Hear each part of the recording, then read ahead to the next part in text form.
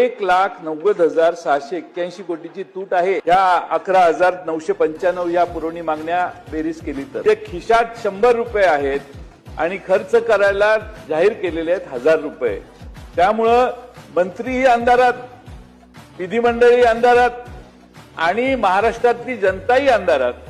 ते आमचे अतुल भोसले कराडमध्ये याव करू त्याव करू त्याव करू सांगतात बिचारे, पण इकडं काही नाहीच आहे अतुल.